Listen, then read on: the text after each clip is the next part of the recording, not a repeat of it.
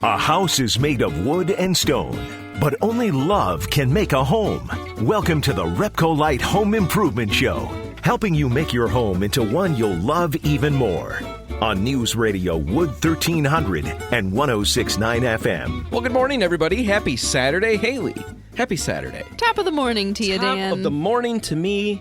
I like that.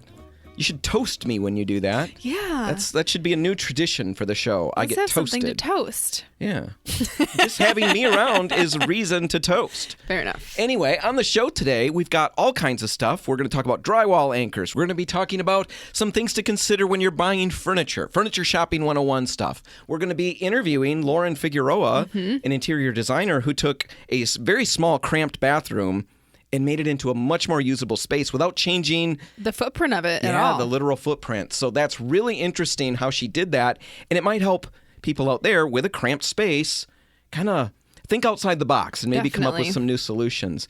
But right now, we want to just get straight into it because that's what everybody wants right away on a Saturday morning, right? Straight to business. Get straight to business.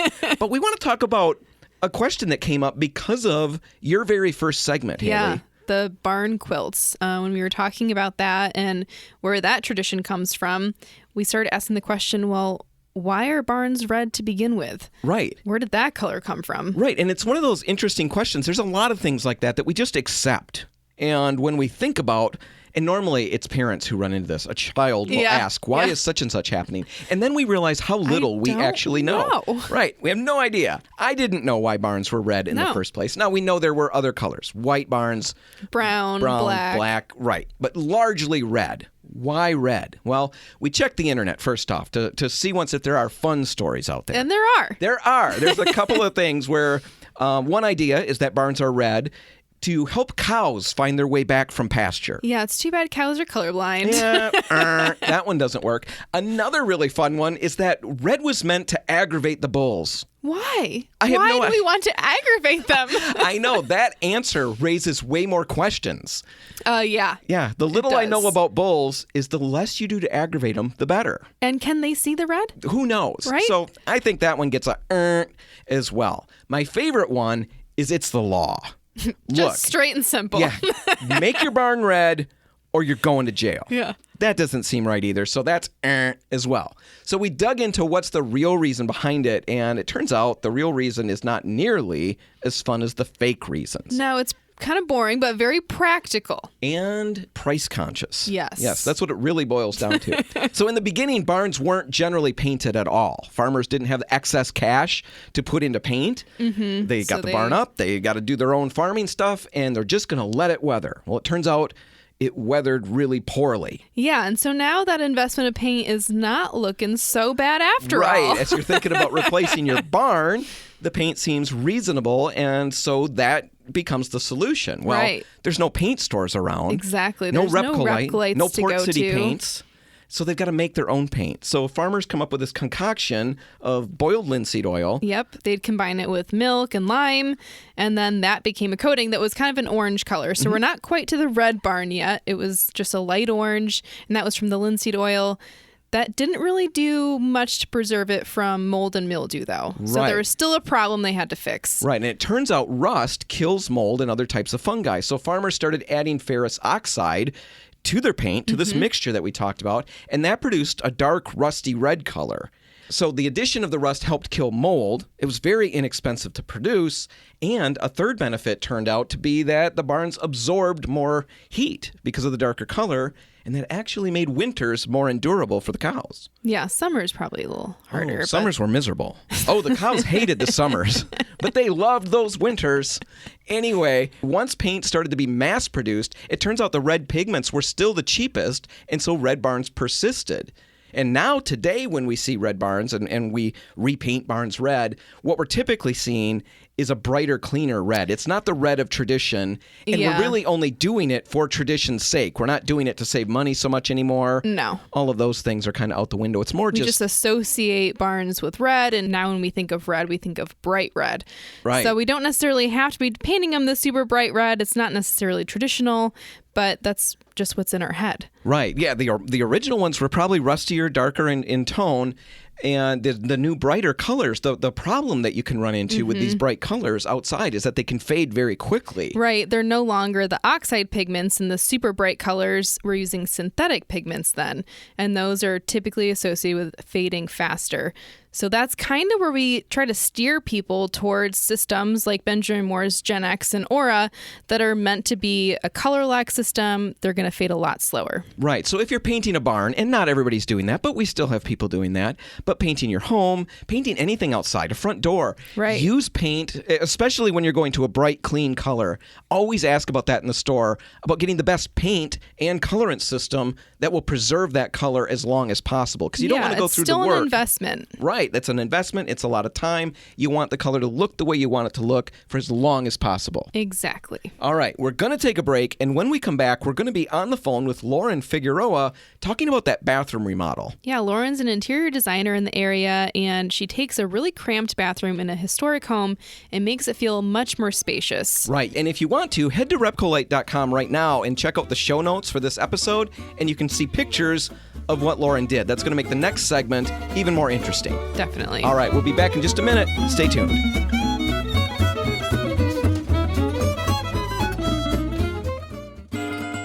Helping you turn your house into your dream home. This is the RepcoLite Home Improvement Show, presented by Benjamin Moore on News Radio Wood 1300 and 106.9 FM. Well, Haley, not too long ago, we talked with Lauren Figueroa, an interior designer in West Michigan, about, I think it was 8 key design concepts if you're redoing your kitchen. Yeah, right. Exactly. I had seen her work on Instagram, and I really think she does an awesome job. And I saw a bathroom that I realized was really amazing because it had gone through a big transformation. Right. It was a tiny little space that Lauren made feel a lot bigger without really changing the footprint. So we thought we'd talk with her about that whole project and kind of just figure out how she pulled it off. Lauren, thanks for joining us once again. Thanks for having me back. Absolutely. Now, before we jump into the topic that we've got for today, why don't you just talk a little bit about what you do? Yeah, so I'm an interior designer and decorator.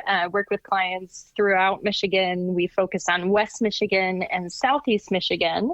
And we'll work with clients from anything from, a 1-hour virtual consultation or a single day power session on up to partnering with them through a major renovation or helping them furnish out a house.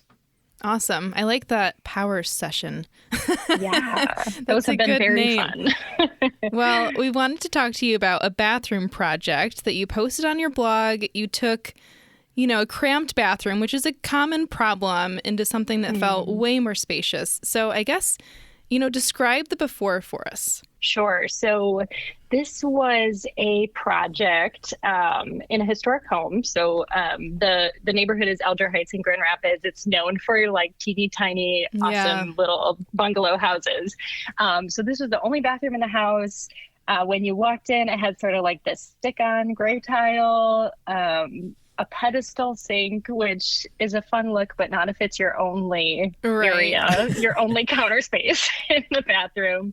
And then it had this sort of like old beadboard on the walls, which really chopped up the walls. And then right when you walked into the bathroom, so the door swing open to the left, and then on your right, there was a closet door that if you open that at the wrong time, you could have a major collision. Oh, so yeah. It was just very cramped and tiny and not a great use of space. Well, I don't think that's uncommon. These spaces have evolved a lot over time, and I'm sure things have been added or taken away. And so simplifying it can be a little bit tricky, and especially when you've got a cramped bathroom, how do you get more square footage without adding square footage? And you kind of did that here, which I love. I think it's really just a matter of sort of rethinking the overall footprint. So like in this space, we knew we needed to do something with the entrance because you walked in and just felt like you were walking into this tiny little hallway. And so, we had the pedestal sink, which had no storage in it, but then we had this like tall, huge linen closet next to it, which just felt like a monster. So we were like, how can we maybe shift our storage to like a longer vanity, some open shelving, just More things efficient that storage. visually feel bigger, even though the footprint is not bigger. So you yanked out the linen closet, you installed this bigger vanity, and how did the homeowner feel about that? Because sometimes it's hard to let go of that storage that we see for the image of maybe what somebody is describing is going to, the reality that will take place. Was it an easy switch for them, or did you have to really sell them on it? Yeah, this client was so fabulous to work with. She's a software designer and super creative and like very open to just like new ideas. So in this case, it was not a hard sell. I think there are situations in which, yes, we need to talk them through it a little bit, but we always do, like, if there's cabinetry involved, we always do sort of a mock-up of the cabinetry in SketchUp or in whatever the cabinetry company uses. And that's a really great visual for people to see, like, okay, I'm losing that storage, but that is a massive vanity compared to what I had. So those little visuals along the design process are a really great aid to helping people see the potential. Definitely. I think it's difficult for a lot of people to visualize, and especially when we think of storage, right? Well, that's storage. We get stuck on that. And even if it's not efficient storage, we still hold on to it as, no, I need that. I might need that. You think you need it. Right. Yeah. So what else did you bring into this? I mean, you talked about the beadboard. I think that you removed that entirely, right? We did, yep. So we removed the beadboard. If you look at the before photos, it was like a white beadboard on the bottom half and like a baby blue on the top. Okay. So we got rid of that. We did a nice light color on the walls. And then for the floor, we actually, so I mentioned it's an older home. So we brought in penny tile, which is sort of a nod to that like historic element, but we did it in black. So it made this really cool, funky, sort of like updated, retro contemporary look. Twist. Yes, exactly. And then we took the color and we put it on the vanity instead of the walls, because that's just a little bit less intense to have it on your cabinetry versus your entire wall. Well, especially with this color too, because it's a bright one. It's a bold choice. I love it. How did you land on this, bright teal as the vanity color? Yeah, well, this color showed up again and again in my client's inspiration photos that she showed me. And it actually ended up on her master bedroom walls too. Oh, nice. So, well, that's awesome. Yeah, so I really do lean, especially for color, I lean on the client's inspo images just because color is such a personal thing. Yes. Like in my house, the colors are so like muddy and neutral, and that's really peaceful for me. But she had this bright inspiration photos, yellow appliances, like just really fun and playful. So I like to honor the client's sort of style and personality in choosing the colors. Well, I really like the color on the vanity because it's not normally where you'd see a color like this. So it's a really unusual application of the color. It really makes the color work. And then like you said, though, you don't have to have the entire room bathed in it. Right. You've just got this small element, but it really still works. Now, I want to go back to a couple things, the beadboard and the tile. I guess the tile quickly. I just loved that because Haley and I were talking about it ahead of this interview.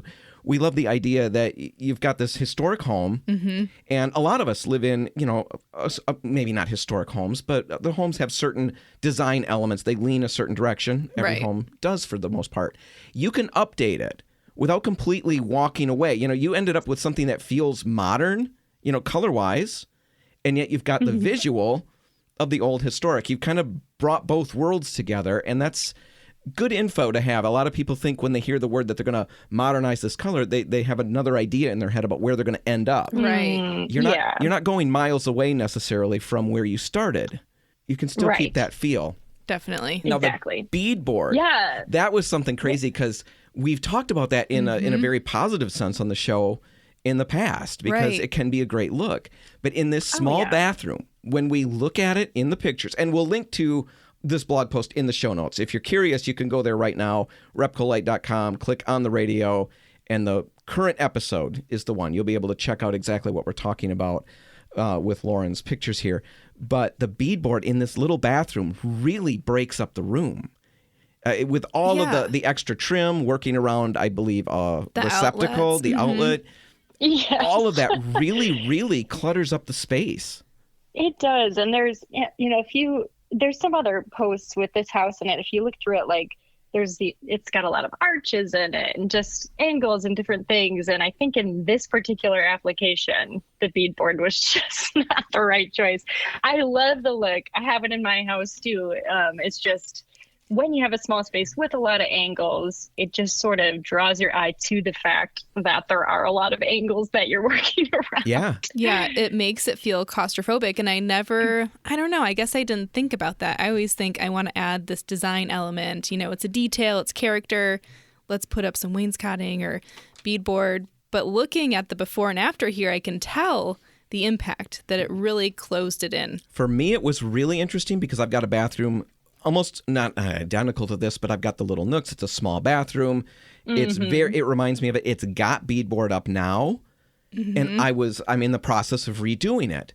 And I was going to leave the beadboard and paint it because I've lived with it. I didn't even notice all of these things until I'm looking at them in this picture. And all these little things are jumping out to me. And I talked to Haley about it, and I said, look in the corners on these pictures where they've got extra trim in the corners for this beadboard. And it just really detracts from the look. And I said, mine aren't like that. Remember? I was going on and on, nonstop, like I do. I got home last night. Mine does. Oh, I'm blind to it all. Oh, my gosh. And when I see what you've achieved with just a smooth, solid, a neutral color on the walls, no beadboard, that's what I'm going towards. It really changed my mind on it. So what about in the last little bit, there's a number of other design elements that you brought into this. We thought the mirror, for example, just that little change made a huge impact in the room. Yeah, everything about the room is angular. So we went with a round mirror to sort of soften that up. We got the rectangle shelves and the long vanity, and the room is a rectangle. So bringing in that round element kind of brought in something a little softer. Not so boxy. Yeah, and it's a lot larger too than the original medicine cabinet that was there before. It was really small. I think this mirror, I don't know. That really helped. The illusion that we've got more wall space, or it just reflects more light maybe. Yeah, definitely. And I think the one other thing I would point out, and I don't know if there's actually a good photo of it, but when we removed that entrance area, we lost the architectural detail of the arch, which that was something our client was a little sad about. How can we, bring that element in? Right. And so what we did was, in the before photos, you can see the bulkhead of the shower is very boxy and comes down very low. And so we raised the ceiling in there, but then we, the sort of surround to the shower, we arched that out to bring that element in. So that's another way you can sort of pay respects to the history of your home. If you're removing something that's historic or, noted of that time, bring it in a different way that serves you better. It really does. And it also kind of reinforces for me the point that consulting a designer, somebody who does this on a regular basis, is a really good step. Yes. Because not a lot of us are going to just come up with this on the fly. And Lauren, if our listeners do want to get in touch with you, hire you for a project, talk to you, how's the best way for them to get in touch? Yeah, our website's the best way. So that's lfdesigns.co. Then we're on Instagram as well, and it's the same handle, lfdesigns.co. Perfect. Well, Lauren, thanks for speaking with us today. We really appreciate it. Yeah, thanks so much for having me. It was great. All right, we're going to take a break, and when we come back, we're going to be talking about drywall anchors, and we'll air our dirty laundry, our argument, our debate. Air. Our debate. That's all coming up next. Stay tuned.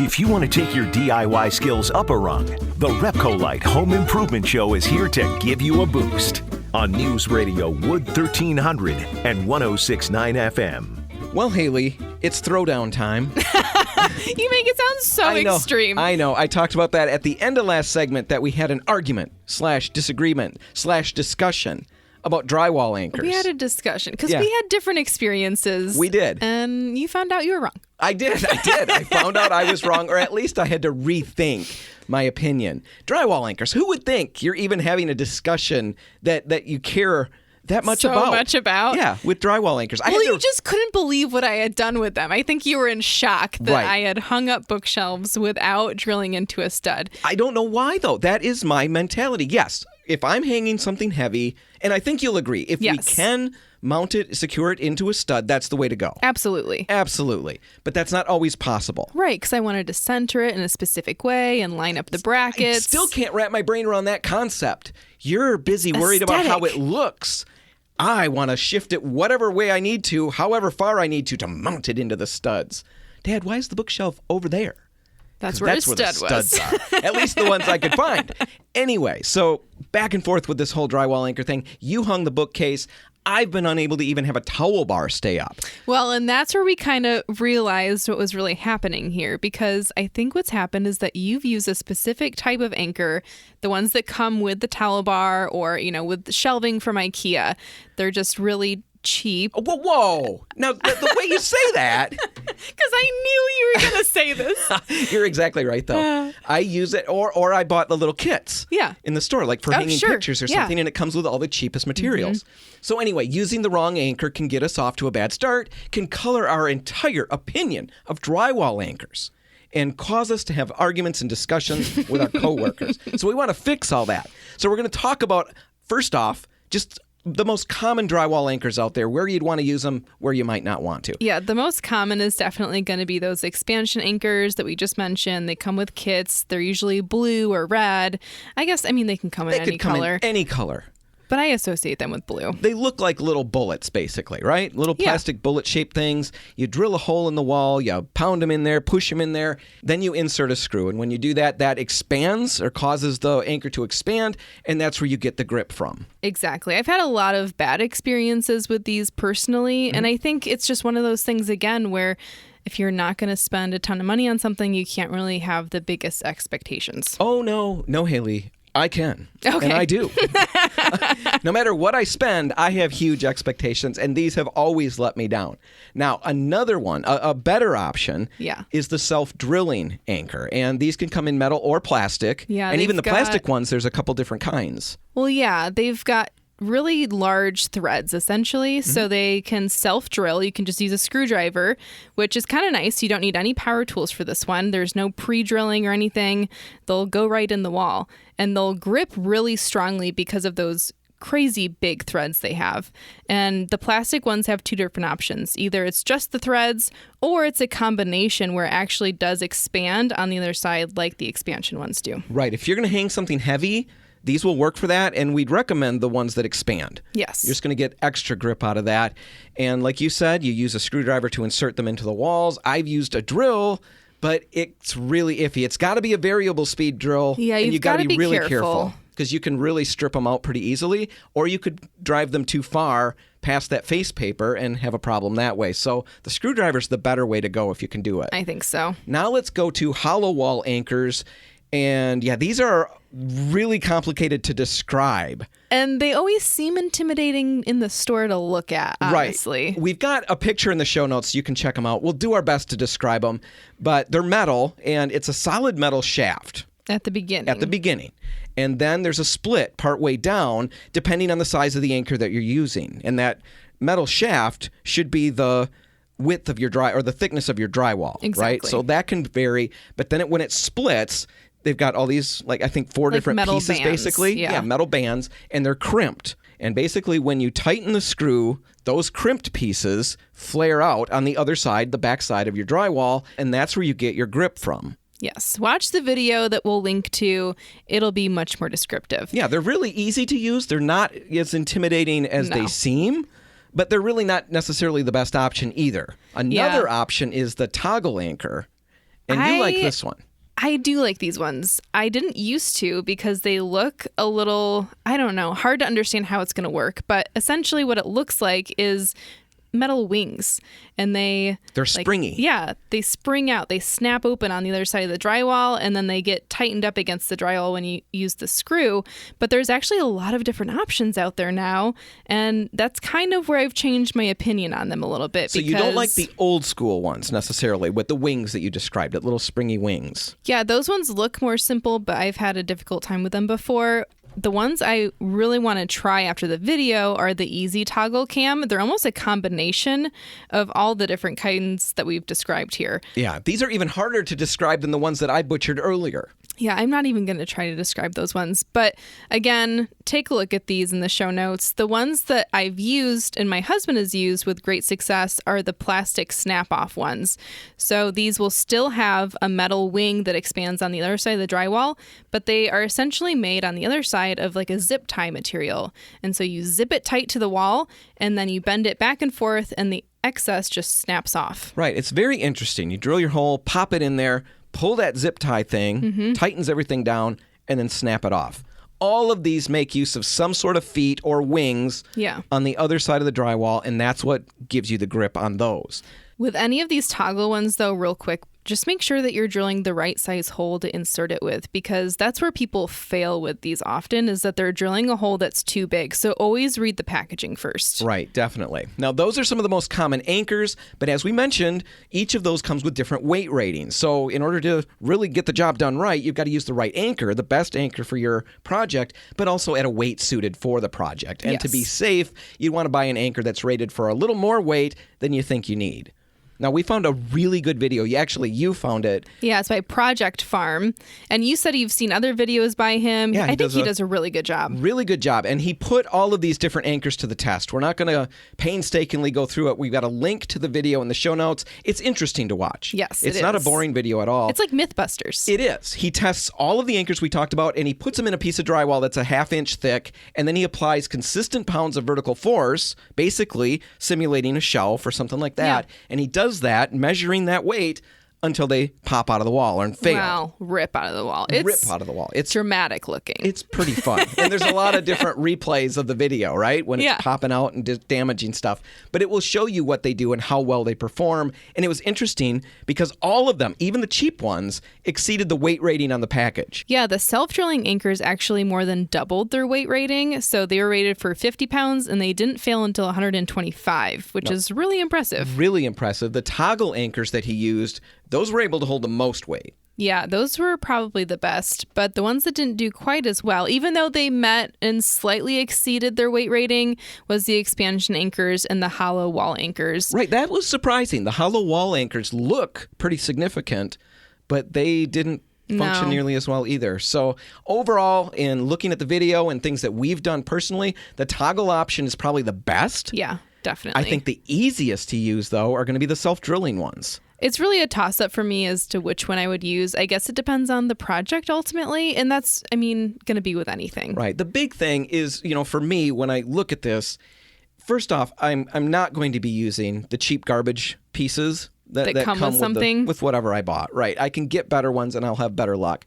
The second thing is I maybe don't have to set everything way off from where I want it because I'm trying to find studs. I can probably rely on these anchors. And right now, really, to be honest, if it does fail, that just gives me something to come and crab to you about and prove that I was right about something, right? So it's win-win all the way around. I see. Okay. Yeah, we've got links in the show notes to the video that we mentioned, as well as pictures of all these different anchors. Definitely check it out. It's something you're going to want to know if you're jumping into any projects down the road. All right, we're going to take a break, and when we come back, we're going to be talking about Furniture Shopping 101. Yeah, there's a lot of buyer's remorse in furniture shopping. There is so much weeping and gnashing of teeth in my house whenever I buy furniture because I don't do certain things. Even though you know. Even though I know. We're going to talk about those things and tell you how to avoid all of them coming up next. Stay tuned.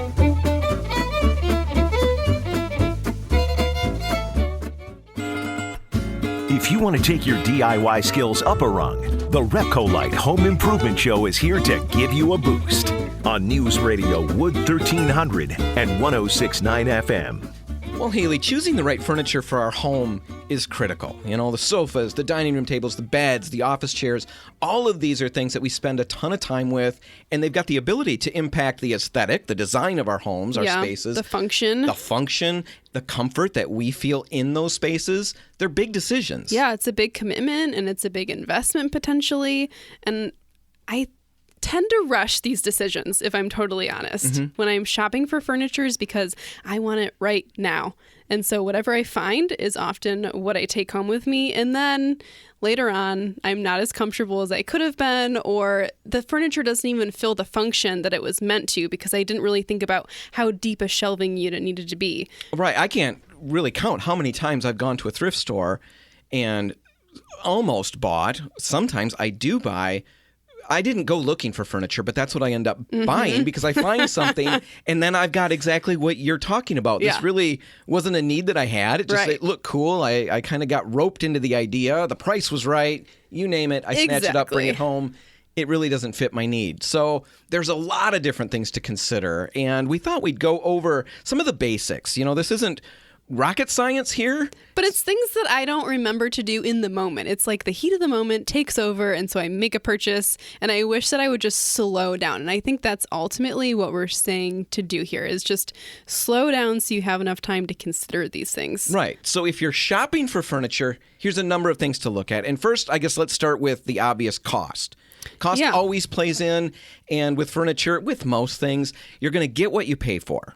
Yeah, I used to work in a high-end furniture store for like a year after college, and it was always the first conversation, really. People would fall in love with the furniture, but then I'm looking at the price tag now and realizing... Then they literally fall over.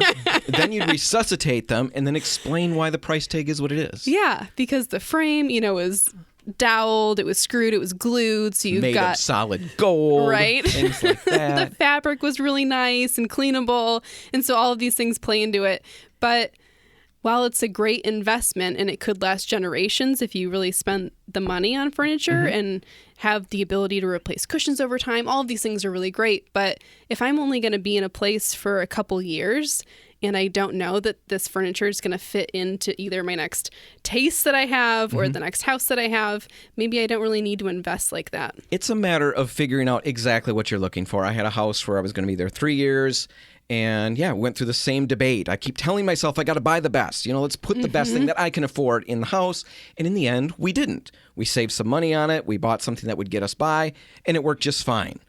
But you do need to understand that you're getting what you pay for. So set those expectations where they should be. Yeah. And you'll be all right. But even within each price bracket, I think there are things for us to consider, right? And the first one that we talked about was size, because you talked to a person that worked in the furniture industry and they said the biggest problem is that people don't measure doorways or stairwells against the piece of furniture they're buying, so they can't even get it in the house or into the room that they're trying to buy it for. Right. It's a huge struggle to get it up a stairway or something like that. So the recommendation was measure, measure, measure. You know, bring the measurements with you. Measure your room. Measure the area where the piece is going to go. If you've got a stairway, measure all of those things to figure out if it's going to be able to be smoothly hauled in. You have to remember walking space, too. I mean, it's not just the space that you have, but taking into consideration that you should ideally have around 30 inches around furniture so that you can walk easily through the room. Right. And if you have a sofa and a coffee table, what were you saying, 14 to 18 inches? Yeah, so like space 16 between? inches. Right, something like that, so it's easy to use. All of those things are key. Another thing that people miss out, I messed up on this, we went to look at chairs for the living room, and we're looking in a huge warehouse. Yeah. You know, a great big place full of big furniture, and it makes everything look a little smaller.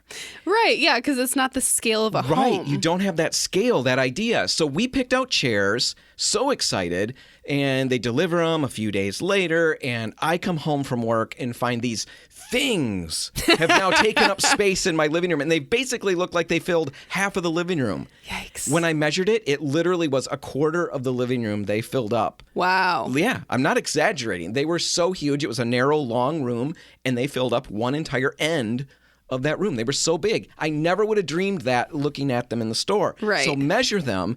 And then another great thing to do is come home before you've made the purchase and tape off that area on the floor or mark it off in one way or another so you can get a visual that will help you understand how they're going to fit into your space and if that's the right size for what you're looking for. Yeah, find the furniture, then go back home and make sure it's going to work. Don't just measure and then assume that it's going to work once you're there. Right, because the visual impact, that's another thing to consider when we're talking about size. How much of a statement do you want your furniture to make? Now, sometimes we want the furniture to make a statement. Right. My furniture was screaming in that room. Well, because you said it was red, too. It was red. It just, it owned the room. Yeah. We forgot there even was a living room. There was just the place where the chairs are. Yeah, I mean, if you're trying to add height to a room, considering a wingback chair or something like that, or if you're trying to make it really open, finding something with a low back is going to make sense. So size has a lot of different facets. Right. Just pay attention to that part of things. Now, comfort. I would say that would be another thing that we need to consider. And it's the most obvious, too. Like, of course I'm going to buy something comfortable. Right. It is obvious. And yet, I think, a lot of us will go and we'll test all these things out, right? Mm-hmm. We'll lay on the couch. We'll sit on them. I don't know if I'm unique in this situation, but I have comfort and price battle in my head. And I will tend to tell myself, so I'll find a couch, let's say, that's a great sale price. Yeah. And the color looks great. And I sit on it and I'm not wowed. But what my brain starts to tell me is just give it some time. Yeah, you'll break it in. You'll grow to love this. Your legs will grow. They'll evolve a little further. Your feet will be able to touch the floor, right? Yeah, that's super important. I think there's a lot of oversized furniture out there. And when our feet don't touch the ground when we're sitting at a couch, it makes it so that we're actually putting a lot of stress on our back. And it's something that we don't think about very often. Right, but it's not going to change. That feeling of not being comfortable in that couch or in that chair or whatever, you're not going to, generally speaking, get used to it over time. Right. It's probably just going to get worse. It's probably just giving you that warning sign right there that the price may be right, all of it may be perfect, but if it doesn't feel good, you're going to regret that. We've all talked to people. In fact, I've been that person that's bought something that I thought I would grow to love over time. Totally. The price was great. It looked right. Always hated it. Yeah, I've done the aesthetic over comfort a lot. Yeah, so make sure you're paying attention to that. Make sure everybody who's going to be using that particular item does test it out a little bit. There's a story. George Nelson, he was the one that designed the Nelson bench, and it's in a lot of museums now and waiting rooms, hallways, but he actually designed it to be uncomfortable. He designed it to be uncomfortable. Yes, he didn't want people lingering in his office, so he designed a bench he thought would be uncomfortable so people would sit down, not really want to stay, and they would leave. Well, that's what you get with that. I like that idea. Yeah. It's a way to move people right on through. But we end up inadvertently doing that in our own spaces. And I think of dining room tables. Oh, yeah. We pick a table, but how much time really goes into the thought about the chairs and how comfortable they are? You just mentioned that one architect, George Nelson, Frank Lloyd Wright. We've talked about him on the show multiple times, and that was one of his things. The kitchen table is a place where we sit and we relax and we interact with friends and family. Mm-hmm. It's critical that the chairs allow for that. It's not just about the table. Mine are not comfortable, and I don't like to spend time there. Right. So all of that needs to be considered. Kick that around in your mind as you're making this decision. So size, comfort, all of those things. How about looking at the piece in your own lighting? We talk about that with paint colors all the time. Don't pick your paint in the store, bring some chips home, brush the paint out, look at it in your lighting. I would assume the same thing's true with furniture. Definitely. We should always ask if there is a sample available to take home before we make the purchase because color changes so much depending on light.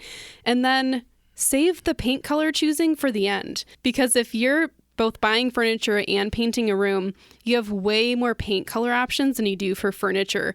So make sure you find the right furniture color and then we can adjust the paint color for you. You don't have to get, put in a box because you chose this paint color and now you've got to try to match the furniture. That is so frustrating. A lot of people do that. They decorate out of order. Mm-hmm. A lot of times start with paint. Paint should be one of the last things. Get the other things first. Carpet, furniture, window treatments, countertops, all of that stuff first. Then you get your paint last. All right, that's all the time we've got. We're going to have to wrap it up. If you want to catch this one again, you can find it online at RepcoLite.com. And while you're there, make sure you subscribe to the podcast, and you'll never miss another episode. There'll be no more weeping because you slept in too late on Saturday. You'll just get it whenever you get it. There's no crying in radio. There's no crying in radio if you're subscribed to the podcast. All right, whatever you do today, make sure paint's a part of it. The RepcoLite and Port City paint stores are open until 3, waiting to help. I'm Dan Hansen. And I'm Haley Johnson. Thanks for listening.